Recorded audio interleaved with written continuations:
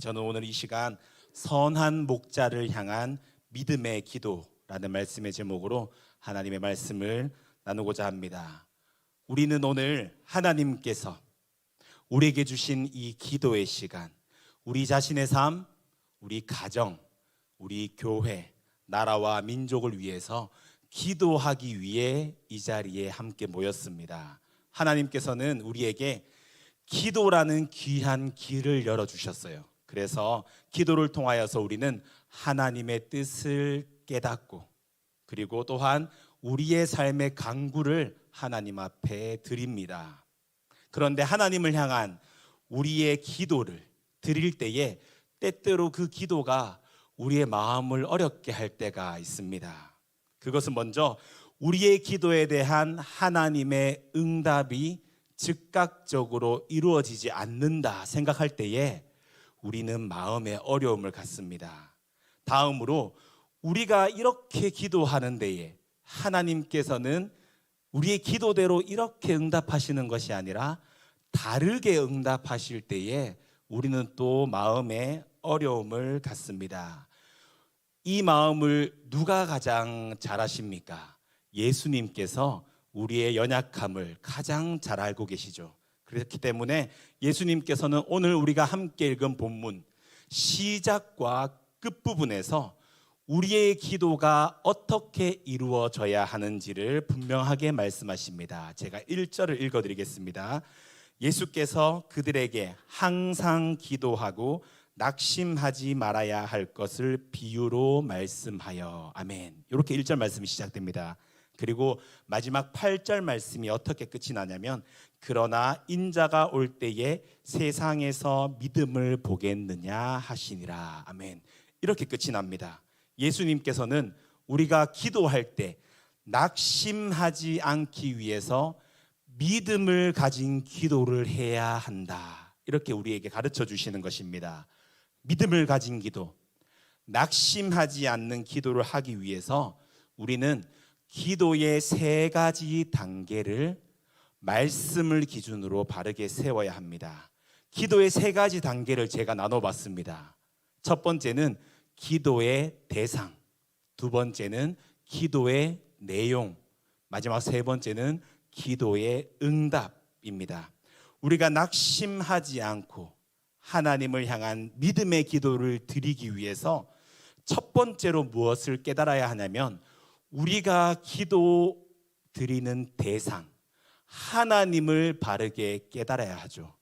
그리고 하나님 앞에 내가 어떤 기도를 드려야 하는지 그 내용을 바르게 세워야 합니다. 마지막으로 하나님께서 우리의 기도에 응답하시는 데에 그 응답이 과연 어떻게 이루어지는지를 바르게 알아야 낙심하지 않고 믿음의 기도를 드릴 수가 있는 것입니다. 그래서 제가 오늘 말씀의 제목을 선한 목자를 향한 믿음의 기도라고 지어봤습니다. 오늘 이 시간 말씀을 나누면서 선한 목자를 향한 믿음의 기도가 무엇인지 함께 나누고 누리고 우리가 기도할 때에 그것이 적용되는 은혜가 있기를 소망합니다.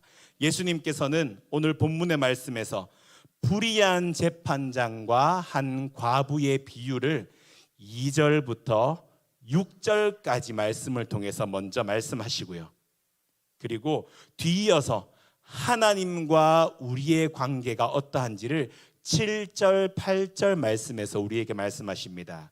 먼저 불의한 재판장과 과부의 이야기를 살펴보겠습니다. 본문 2절, 3절 말씀은 이렇게 시작하고 있습니다. 이르시되 어떤 도시에 하나님을 두려워하지 않고 사람을 무시하는 한 재판장이 있는데, 그 도시에 한 과부가 있어 자주 그에게 가서 내 원수에 대한 나의 원한을 풀어주소서 하되. 아멘. 어떤 도시에 하나님을 두려워하지 않고 사람을 무시하는 재판장이 있었다고 합니다. 고을을 다스리는 재판장, 그 재판장의 임무가 무엇인지 우리는 잘 알고 있죠. 그것이 무엇이냐면 정의롭게 공평하게 억울한 사람들이 있지 않도록 모든 고을의 사람이 평안한 삶을 살 수 있도록 잘 다스리는 것이 재판장의 의무입니다. 그런데 이 재판장은 하나님을 두려워하지 않고 심지어 사람을 무시하기까지 하는 재판장이었습니다. 그 말이 무엇이냐면 사람들이 보기에 정의로운 판결을 하지 않고 더 나아가서 그저 자기 마음대로 자기의 좋을 대로 마을을 다스린다는 것입니다. 그가 다스리는 기준이 무엇이냐면 자신의 생각, 자신의 마음, 자신의 감정이라는 것이죠.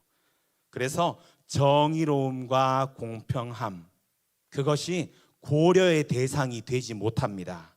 자신의 마음이 가는 대로 사람들을 대한 것이죠. 마을을 그렇게 다스렸다는 것이에요. 그런데 하필 그 도시에 억울함을 당하고 있는 한 과부가 있었습니다. 그녀가 억울함을 견디지 못해서 불의한 재판장에게 가서 내 원한을 풀어달라고 요청을 합니다.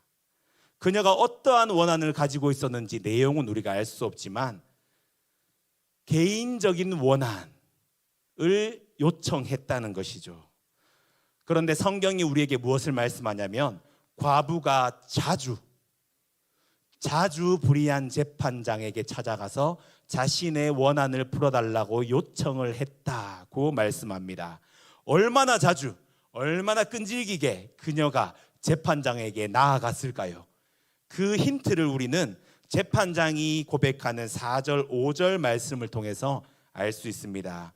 그가 얼마 동안 듣지 아니하다가 후에 속으로 생각하되 내가 하나님을 두려워하지 않고 사람을 무시하나 이 과부가 나를 번거롭게 하니 내가 그 원한을 풀어주리라. 그렇지 않으면 늘 와서 나를 괴롭게 하리라 하였느니라. 아멘. 이렇게 고백을 합니다.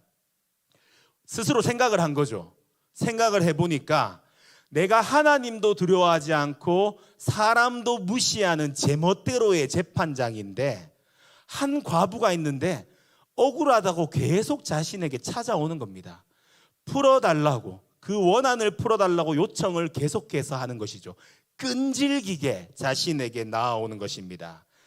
그가 생각해보니 이 원한을 빨리 들어주지 않으면, 풀어주지 않으면 내가 괴롭겠구나, 이 과부가 나를 번거롭게 하겠구나, 이렇게 생각한 것입니다. 나를 움직이는 이유, 하늘이 내려주는 기준도 나를 움직일 수 없고 도울에 대단한 사람이나 불쌍한 사람, 그 사람의 어떠함이 나를 움직일 수 없는데 지금 원한을 풀어준다고 합니다. 그 이유가 뭡니까? 내가 괴로울 수 있기 때문에, 괴로울 수 있기 때문에 이 원한을 빨리 풀어줘야 되겠다, 이렇게 고백하는 거예요. 우리는 예수님께서 오늘 본문의 비유의 한 부분으로 말씀하신 2절로 5절 말씀, 즉 불의한 재판장과 과부, 이 이야기만을 가지고 어떻게 기도해야 하냐는 결론을 맺을 수가 있습니다. 잘못된 결론을 맺는 것이죠. 하나님을 두려워하지 않고 심지어 사람을 무시하는 불의한 재판장도 과부가 끈질기게 붙들고 간절히 부르짖으니까 그 원한을 들어줬다는 거예요.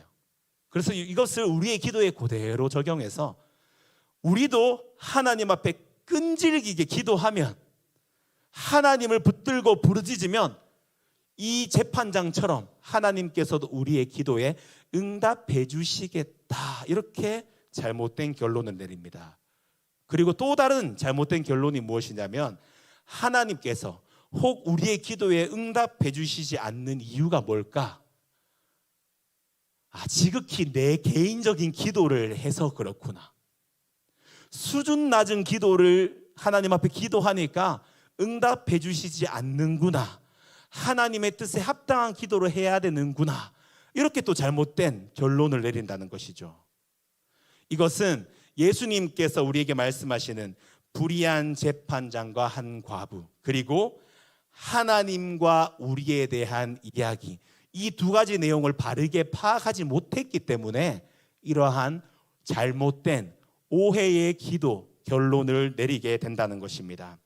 그렇기 때문에 오늘 예수님의 가르치심을 우리가 바르게 이해하기 위해서 방금 불의한 재판장과 과부의 이야기를 살펴보았으니 다음으로는 하나님과 우리의 관계에 대한 내용 7절로 8절 말씀을 함께 살펴보겠습니다. 7절 8절 말씀입니다. 하물며 하나님께서 그 밤낮 부르짖는 택하신 자들의 원한을 풀어주지 아니하시겠느냐?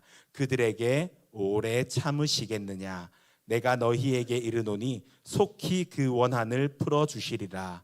그러나 인자가 올 때에 세상에서 믿음을 보겠느냐 하시니라. 아멘. 하나님께서는 이렇게 말씀하십니다. 밤낮 부르짖는 택하신 자들의 원한을 풀어주지 아니하시겠느냐 말씀하시죠. 여기에서 우리는 무엇에 주목해야 하냐면 하나님께 기도드리는 우리를 어떻게 부르시는지 집중해야 합니다. 하나님께서는 하나님께 기도드리는 우리를 택하신 자들이라고 표현하십니다. 불의한 재판장과 과부의 관계와는 비교도 할 수 없는 택하신 자들이라고 우리를 말씀하시는 거예요. 하나님께서는 우리를 하나님께서 택하신 백성이라고 말씀하시고 하나님께서는 우리를 다스리시는 왕이라고 말씀하십니다. 하나님께서는 우리를 하나님의 자녀라고 말씀하시고 하나님 자신은 자녀를 품으시는 아버지라고 말씀하시죠. 그리고 하나님께서는 우리를 하나님의 양이라고 표현하시고 그 양을 다스리시는 목자가 바로 나 하나님이다라고 말씀하십니다. 이것이 바로 불의한 재판장과 과부의 관계하는 비교도 할 수 없는 우리와 하나님의 관계인 것입니다. 그리고 다음으로 하나님께서는 택하신 자들의 원한을 풀어주시겠노라 이렇게 말씀하십니다. 이것은 하나님께서 과부가 불의한 재판장에게 지극히 개인의 원한을 풀어달라고 요청한 것처럼 우리도 하나님 앞에 기도할 때에 우리의 개인적인 문제들을 하나님 앞에 아뢰고 그것을 이루어 달라고 해결해 달라고 기도할 수 있다고 말씀하시는 거예요. 더 어떠한 기도가 있는 것이 아니라 높은 수준의 기도가 있는 것이 아니라 과부가 개인의 원한을 요청한 것처럼 우리도 모든 것들을 하나님 앞에 아뢰 수 있다 말씀하시는 것입니다. 그리고 다음으로 속히 풀어주시겠다 이렇게 말씀하시죠. 여기에서 이 속히라는 단어가 우리를 어렵게 합니다. 지금 곧 당장 하나님께서 응답해 주시겠다 이렇게 말씀하시는 것처럼 그 의미를 우리가 생각하는 거예요. 그런데 이 속히라는 단어가 오늘 본문에서는 어떤 의미로 쓰였냐면 오래지 않아, 얼마 안 있어 이런 단어로 쓰였습니다. 지금 당장 응답한다는 것과 오래지 않아 응답한다는 것은 분명히 차이가 있죠. 지금 당장은 내가 기도하고 여기서 나가면 하나님께서 내 기도에 응답하시겠다는 것처럼 느껴지죠. 오래지 않아, 얼마 안 있어 응답하시겠다는 것은 하나님의 때에 하나님께서 이루어 주실 것인데 그것이 반드시 이루어 주신다, 반드시 응답하여 주신다는 것을 말씀하시는 것입니다. 이렇게 우리 두 가지의 이야기를 함께 살펴보았는데 이제 우리가 예수님께서 말씀하시는 이 두 가지의 내용을 통해서 낙심하지 않는 믿음의 기도, 서론에 말씀드린 기도의 대상, 기도의 내용, 기도의 응답, 이 세 가지를 말씀을 통해서 어떻게 바로 세워야 하는지 함께 살펴보겠습니다. 첫 번째가 무엇이냐면 기도의 대상입니다. 이것은 우리의 기도의 대상이 되시는 하나님과의 관계입니다. 예수님께서는 하나님과 우리의 관계를 아까 말씀드렸듯이 택하신 분과 택함 받은 자, 이렇게 말씀하셨습니다. 아버지와 자녀이고 목자와 양의 관계인 거죠. 이러한 관계는 불의한 재판장과 과부의 관계와는 다릅니다. 그들은 그저 자신이 다스리는 고을에 살고 있는 한 사람, 그러한 관계, 그 이상도 그 이하도 아닌 것이죠. 재판장이 고을을 옮겨가면 그 둘은 헤어지게 되죠. 과부가 이사를 가면 그 둘은 헤어지게 됩니다. 이것이 무엇을 이야기하냐면 재판장이 그 과부의 요청에 응답한 동기가 무엇이냐를 보여주는 것이에요. 아까 함께 나눴듯이 재판장이 과부의 요청을 들어준 이유가 무엇이었습니까? 자신을 위함이었죠. 과부를 위함이 아니었던 거예요. 나를 괴롭게 하는 것. 5절 말씀처럼 이 과부가 나를 번거롭게 하니 내가 그 원한을 풀어주리라. 그렇지 않으면 늘 와서 나를 괴롭게 하리라 하였느니라. 말씀처럼 자신을 위해서, 특별히 내가 괴롭지 않기 위해서 과부의 그 요청을 들어줍니다. 오늘날 표현으로 이야기하면 과부를 향한 마음은 1도 없었던 거예요. 그저 내가 힘들지 않기 위해서 들어줍니다. 왜냐? 그 둘의 관계는 남남의 관계, 아무런 관계가 없기 때문에, 그저 고을에 사는 사람에 불과하기 때문에 그렇게 결과가 나타난 것이죠. 하지만 우리의 기도의 대상이 되시는 하나님께서는 우리를 향하여 택하신 자들이라고 분명하게 말씀하시죠. 하나님께서 우리의 기도에 응답하시는 동기, 이유가 무엇일까요? 그것은 하나님의 택함, 하나님의 우리를 향한 사랑입니다. 불의한 재판장과 과부는 그 동기가 전혀 달랐지만 하나님께서 우리의 기도에 응답하시는 이유는 우리를 사랑하시기 때문에, 우리를 택하셨기 때문에 자녀의 기도에 응답해 주시는 것이죠. 하나님께서는 에베소서 1장 4절 5절 말씀을 통해서 우리에게 분명하게 이렇게 말씀하십니다. 앞에 화면을 보면서 우리 에베소서 1장 4절 5절 말씀을 함께 고백하겠습니다. 곧 창세전에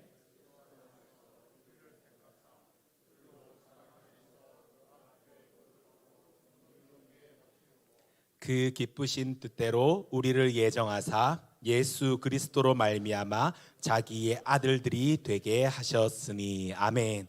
하나님께서는 우리를 사랑하시기 때문에 창세전에 우리를 택하셨다 말씀하시고 예수 그리스도로 말미암아 자녀 삼아 주셨다 말씀하십니다. 그렇기 때문에 우리의 기도에 응답하시는 동기가 무엇이냐면 사랑, 택하심인 것이죠.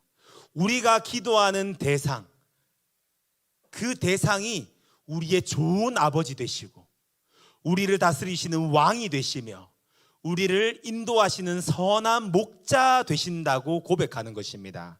그렇기 때문에 우리가 기도하기에 앞서서 내가 하나님을 향한 믿음이 바르게 세워져 있느냐를 바르게 세워야 하는 것입니다.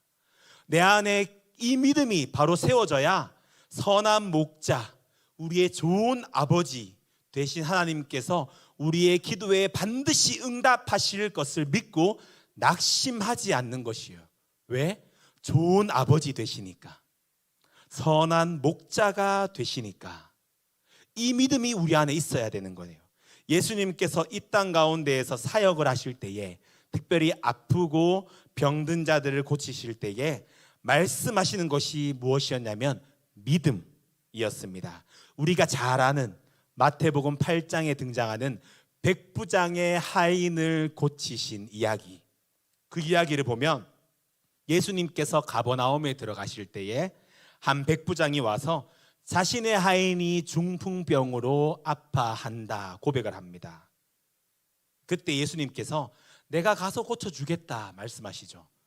그런데 백부장이 어떤 고백을 하냐면 마태복음 8장 8절의 말씀처럼 백부장이 대답하여 이르되 주여 내 집에 들어오심을 나는 감당하지 못하겠사오니 다만 말씀으로만 하옵소서. 그러면 내 하인이 낫겠사옵나이다. 아멘. 이렇게 고백을 합니다. 이 백부장의 고백에 예수님께서 마태복음 8장 10절과 같이 말씀하십니다. 예수께서 들으시고 놀랍게 여겨 따르는 자들에게 이르시되 내가 진실로 너희에게 이르노니 이스라엘 중 아무에게서도 이만한 믿음을 보지 못하였노라. 아멘. 이렇게 말씀하십니다. 예수님께서는 우리가 하나님께로 나아감에 있어서, 특별히 우리가 하나님 앞에 기도 드리는 것에 있어서 무엇이 바로 세워져야 되느냐? 하나님을 향한 믿음이 바로 세워져야 된다. 우리에게 분명하게 말씀하시는 것입니다. 항상 기도하되 낙심하지 말아야 할 것. 그런데 그 결론을 믿음을 보겠느냐라고 말씀하시는 그 이유가 믿음을 바로 세운 그 믿음 안에서 기도해야 된다라고 말씀하시는 것이죠. 그렇기 때문에 우리는 기도할 때에 내 안에 선한 목자 아버지를 향한 믿음이 바르게 세워져 있느냐를 먼저 점검해야 합니다. 그리고 두 번째는 기도의 내용이죠. 예수님께서는 한 과부가 자신의 원한을 풀어줄 것을 요청했다, 이렇게 말씀하시는데, 하나님께 부르짖는 우리의 기도도 똑같은 단어를 쓰십니다. 원한, 이렇게 말씀하십니다. 이것은 우리가 기도함에 있어서 지극히 개인적인 문제, 어려움, 그것도 하나님 앞에 아뢰고 기도하는 내용이 된다라는 것을 말씀하시는 것이에요. 그래서 우리가 이 말씀을 바르게 이해해야 하는데, 이 말씀을 이해하는데 우리에게 오해가 되는 본문이 있습니다. 그 본문이 무엇이냐면 마태복음 6장 31절로 33절 말씀입니다. 그러므로 염려하여 이르기를 무엇을 먹을까, 무엇을 마실까, 무엇을 입을까 하지 말라. 이는 다 이방인들이 구하는 것이라. 너희 하늘 아버지께서 이 모든 것이 너희에게 있어야 할 줄을 아시느니라. 그런즉 너희는 먼저 그의 나라와 그의 의를 구하라. 그리하면 이 모든 것을 너희에게 더하시리라. 아멘. 이 말씀을 주시는 데에 우리가 자칫 이 말씀을 보면서 무엇을 먹을까, 무엇을 마실까, 무엇을 입을까, 내 개인적인 기도를 드리면 안 되나? 그 기도가 수준이 낮은 기도인가? 이렇게 오해를 할 수가 있다는 거예요. 하나님을 향한 기도, 먼저 그 나라와 그 의를 구하는 기도를 드리면 무엇을 먹을까, 무엇을 입을까, 무엇을 마실까의 기도는 하지 않아도 채워주신다, 이렇게 오해를 하는 겁니다. 과연 하나님 앞에 수준이 높고 수준이 낮은 기도가 있을까요? 하나님께서 들으시는 기도와 들으시지 않는 기도가 과연 있습니까? 하나님께서는 우리에게 말씀하실 때에 기도의 내용에 있어서 너희가 이렇게 기도해야 한다, 그 기도의 모델을 예수님을 통해서 우리에게 주십니다. 마태복음 6장 9절로 13절 말씀, 우리가 잘 아는 주기도문을 우리 화면을 보시면서 함께 고백하며 읽어보겠습니다. 그러므로 너희는 이렇게 기도하라. 하늘에 계신 우리 아버지여,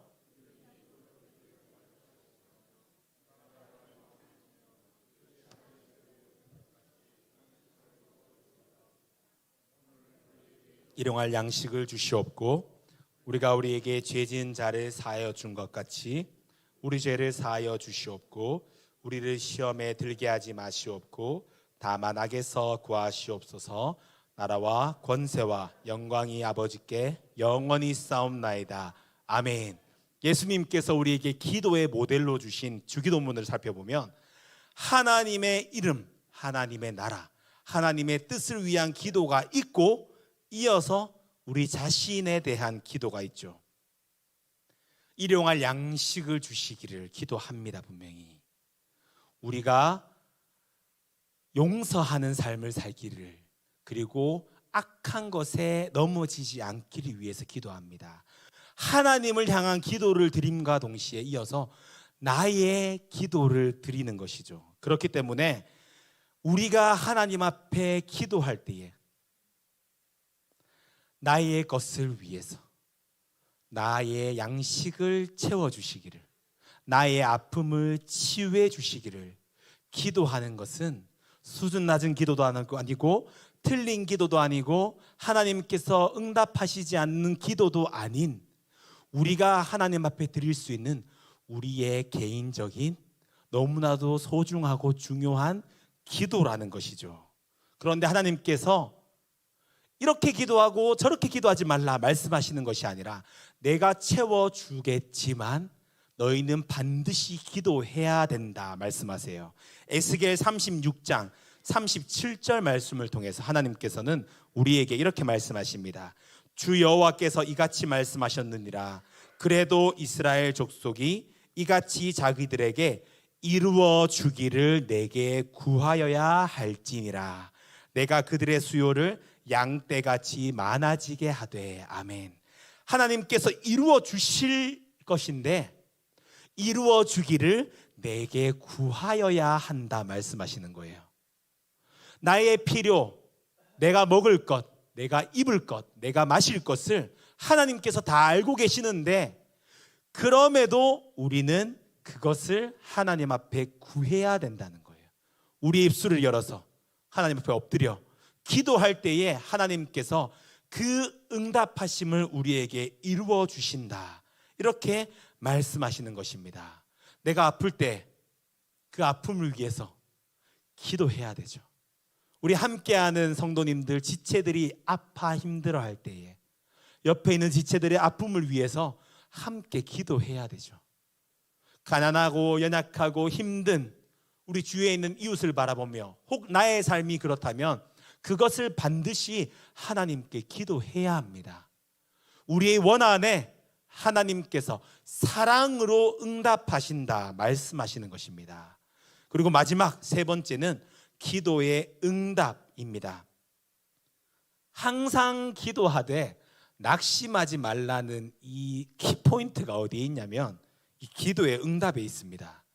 내가 열심히 기도함에도 하나님께서 응답하시지 않는 것 같은 상황, 그때에 우리가 낙심하게 되죠. 나는 이렇게 기도하지만 하나님께서는 이렇게 응답하시지 않으실 때 우리는 낙심하게 됩니다. 이 문제를 해결하기 위해서 우리는 하나님과 우리의 믿음의 관계, 그것을 더욱 실제적으로 이해하는 그 이해가 필요합니다. 하나님과 우리의 관계, 아버지와 자녀의 관계라고 말씀하시고 목자와 양의 관계라고 말씀하시는데 이 믿음의 관계가 나에게 얼마나 와닿고 있습니까? 그래서 이 믿음의 관계를 사람과 사람의 관계로 한번 가져가 보겠습니다. 전혀 모르는 사람이 우리에게 찾아옵니다. 50만 원만 꿔달라고 이야기합니다. 50만 원을 구워줄 수 있는 성도님들 여기 혹시 계십니까? 전혀 모르는 사람이 와서 50만 원을 구워달라고 하는데 5만 원도 못 구워주겠죠. 왜? 믿음의 관계가 아니기 때문에. 그런데 나와 믿음의 관계를 맺고 있는 사람이 와서 50만 원을 빌려달라고 이야기하면 50만 원이 어디 있습니까? 500만 원도 빌려준다고 할 수 있죠. 저에게 와서 500만 원 빌려달라고 하면 안 됩니다. 제가 드릴 수는 없기 때문에. 그런데 우리가 이렇게 믿음의 관계를 가지고 있으면 그 사람의 요청보다 더한 것도 들어줄 수 있는 거예요. 심지어 이것을 받아야지라는 마음보다 안 갚아도 돼, 이러한 마음까지 가집니다. 그런데 우리가 이러한 관계를 하나님과 우리의 관계에서는 적용이 안 되는 것 같습니다. 50만 원 빌려간 나의 친구가 언제 갚을지 고민도 하지 않고 갚아주지 않아도 된다라고 우리의 마음을 먹으면서도 하나님 앞에 기도할 때는 나의 기도에 왜 즉각 응답하시지 않으실까? 여기에 막 조급해하고 있는 거예요. 우리가 그 응답이 언제 이루어질까? 왜 안 이루어질까? 우리의 마음을 막 빼앗기고 있는 것입니다. 조금이라도 지체하면 하나님을 용서할 수 없는 거예요. 이게 믿음의 관계. 하나님과 우리가 믿음의 관계에 있는 기도의 응답의 모습이 맞습니까? 우리가 하나님의 응답하심을 바라볼 때, 다윗이 시편 23편 1절, 2절, 3절 말씀에서 고백한 것과 같이 우리도 고백이 되고 있는가를 돌아봐야 합니다. 여호와는 나의 목자시니 내게 부족함이 없으리로다. 그가 나를 푸른 풀밭에 누이시며 쉴 만한 물가로 인도하시는도다. 내 영혼을 소생시키시고 자기 이름을 위하여 의의 길로 인도하시는도다. 아멘. 하나님께서는 우리의 선한 목자 되십니다. 그가 우리를 푸른 풀밭에 누이시고 쉴 만한 물가로 인도하십니다. 우리의 영혼을 소생시키시고 의의 길로 인도하시는 거예요. 우리의 기도에 응답하시는 하나님을 전적으로 믿고 의지하고 신뢰한다면 지금 당장 내 기도가 응답되지 않는다 하더라도 우리는 선한 목자 되신 하나님께서 반드시 나를 푸른 풀밭으로 쉴 만한 물가로 인도하시는 분이심을 믿고 기다려야 합니다. 그 기다림이 바로 믿음인 거예요. 기다림의 시간 낙심하지 않고 믿음으로 하나님을 바라볼 수 있느냐, 그것이 우리 안에 있느냐 봐야 되는 것입니다. 23편 4절 말씀에 보면 내가 사망의 음침한 골짜기로 다닐지라도 해를 두려워하지 않을 것은 주께서 나와 함께 하심이라. 주의 지팡이와 막대기가 나를 안위하시나이다. 아멘. 이렇게 고백하죠.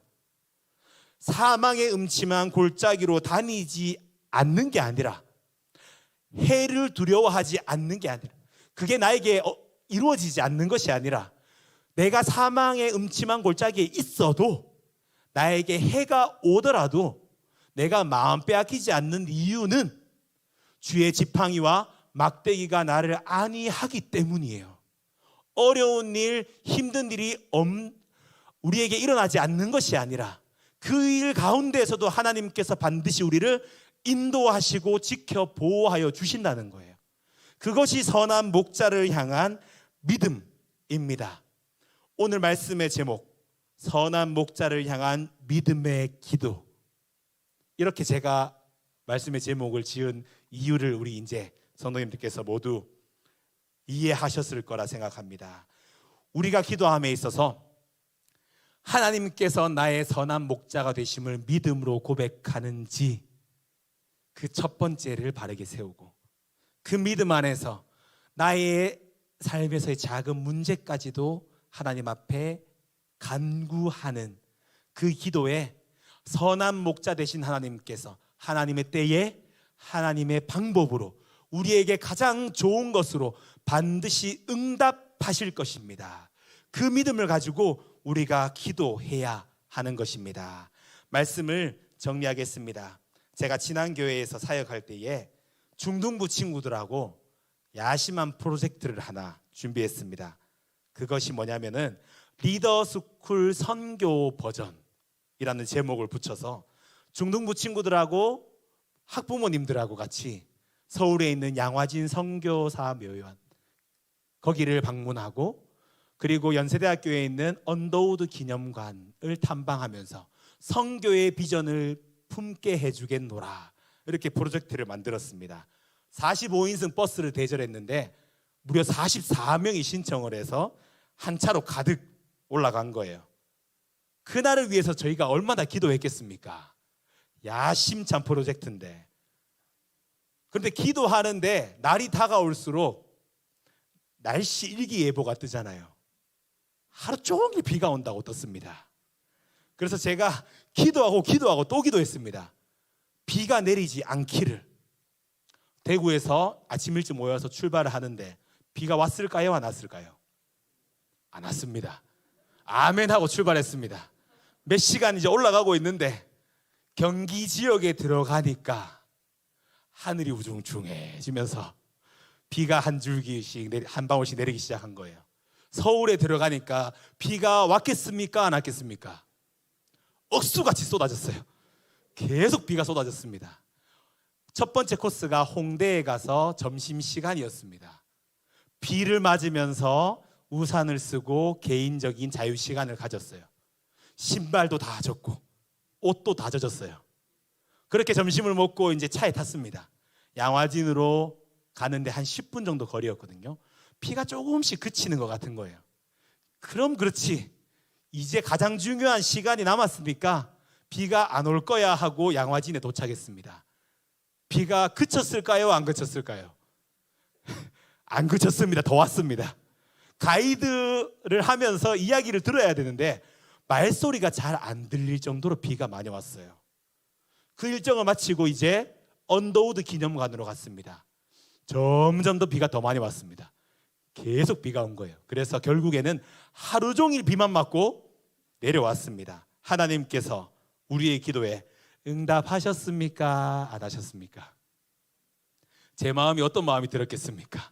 왜 비가 와서? 이런 마음이 가득했어요. 그런데 제가 이동할 때마다 하나님께서 저의 시선을 학생들과 부모님들의 표정을 보게 하시는 거예요. 한 사람도 짜증내지 않고 기쁘고 감사한 마음으로 미소를 지으면서 옷도 다 젖고 신발도 다 젖었는데 그렇게 하루의 일정을 지났습니다. 비가 왔지만, 비를 맞았지만 우리의 마음을 하나님께서 다스려 주셔서 그 어떤 날씨보다 하나님의 은혜를 누리는 귀한 응답을 우리에게 주신 거예요. 제가 그것을 경험하면서 내가 그 일정을 위해서 비가 내리지 않기를 기도했는데 하나님께서는 억수 같은 비를 주셨지만 우리의 마음에 은혜를 가득 채워주셔서 짜증도 없고 불평도 없고 불만도 없고 하나님의 응답하심의 은혜를 온전히 누리는 시간을 우리에게 주셨습니다. 예수님께서 우리에게 말씀하실 때 항상 기도하는 데에 낙심하지 말아야 함은 그것을 이룰 수 있음은 믿음이 있어야 된다, 이렇게 말씀하십니다. 오늘 우리가 기도할 때에 많은 기도 제목들을 가지고 우리가 함께 기도할 텐데 이 기도대로 응답하시는, 물론 우리의 기도에 하나님께서 있는 그대로 응답하실 때도 있지만 더 좋은 것으로, 가장 좋은 것으로 채워주시는 하나님께서 하나님의 때에 하나님의 방법으로 왜 이루어 주십니까? 우리를 사랑하시기 때문에. 그 사랑으로 응답하시는 하나님의 응답을 우리가 오늘 기도드리고 나아갈 때에 우리 모두가 경험하는 귀한 우리 서연 공동체 그리고 한 영혼 한 영혼 되기를 소망합니다.